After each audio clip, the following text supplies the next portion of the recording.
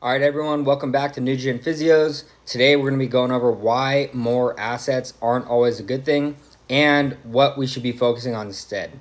So, if you don't know me, I'm William Shop. I own Nutrient Physios, and our whole entire purpose is to help people build their businesses as if they're going to own them forever but can sell them tomorrow.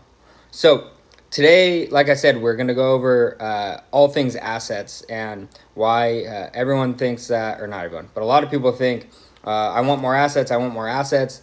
But that's not always the best thing. It's how we get our return on our assets that's important. And we're gonna go over three examples. So there's three kind of main classes of assets that we're gonna be talking about today. One is cash, one is equipment, and one is employees. And so let's get after it. Pull up notably here. Okay, so we have three types. So let's see, three types of assets.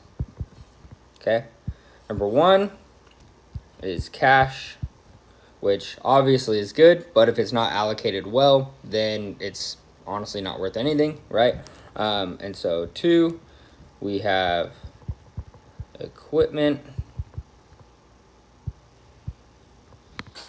and number three, we have employees. All right, so we have these three types of assets: cash, equipment, employees. And essentially what we're going to be going over is why these aren't always like the best thing to have if we have a ton of them. And so cash, let's start here. Cash is king, right? Unless it's not allocated well. So we call something called an ROA, right? We want our return on assets. And so our cash is an asset only if it's making us more money. So if we have a bunch of money sitting in the bank and it's not going towards ads or going towards something that's going to be revenue generating, then it's not really doing much. You know, aside from our like emergency fund, right, or like cash reserve in the business. You know, if everything goes to shit, we have some cash. That's a whole different thing. But if we have a ton of cash and we're just sitting on it and we're not doing anything with it, then therefore it's really not actually a revenue generating asset and it's not doing anything for us. Okay, so we want to make sure that our cash is being spent well. The second thing is equipment. I have a personal example of this. A couple years ago, we were supposed to move into a new space, and you know, we were going to have extra space, and we work a lot with golfers. And so I thought, oh man, we're going to buy a golf simulator and it's going to be awesome. Okay, so we spent $26,000 on a golf simulator. Our lease ended up falling through, and we weren't able to move into somewhere else for a little over a year. And so I had this $26,000 golf simulator that was just sitting doing nothing because we didn't have enough space to set it up. So is a golf simulator an asset? Yes, of course it is. But was it worth it to buy it then? You know, if I had known that the lease was going to fall through, heck no, because we could have spent that $26,000 on Facebook ads where I know that we're getting a 6 times return on our ad spend, and we could have, you know, 6x that money. Now that we're in the new space and we have the golf sim up and running and it's cash generating, right? It's revenue generating. Now that piece of equipment is an asset. And so now, right, we have that snowball kind of running, and it's kind of running itself, where now it's generating revenue for us. And so equipment is a second type of asset, and we need to make sure that it's going to be revenue generating, not just a piece of equipment that looks cool, that's going to, you know, catch people's eye, unless it gets somebody in, right? That's another cool thing about a golf simulator is people say, you know, well, that's awesome, you guys have a golf sim, and maybe they'll come in and hit that, and then later down the line, their back starts hurting when they're playing golf, and then where the heck do you think they're going to go? They're going to come see us. So equipment can be an asset. We just need to make sure that it's revenue generating. Now the last one, employees. A lot of people don't think about this, but employees are assets. And just like pieces of equipment, if they're not revenue generating, then we need to get rid of them, right?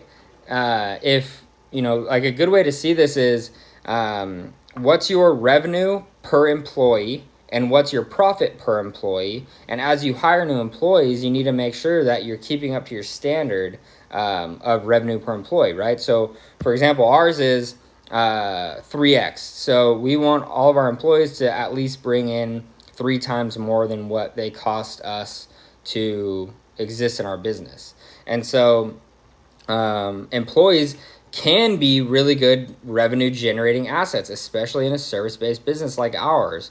But if we have an employee and they're generating, 1.5 times what they're bringing in, or even 2 times what they're bringing in, well, that means that their revenue that they bring in, say they bring in $10,000, right?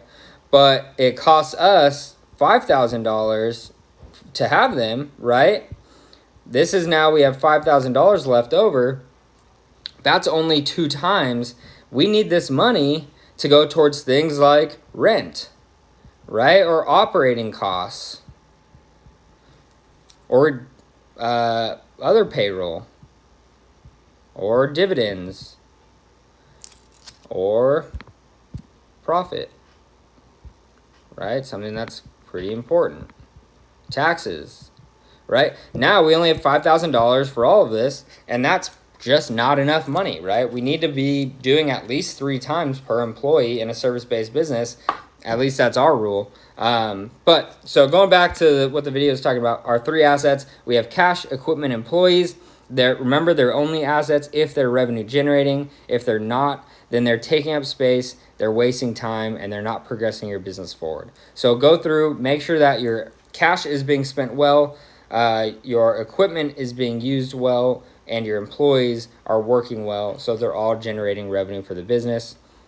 If you have any questions, email me, william@nugentphysios.com. Happy to help, and keep on building. See you guys.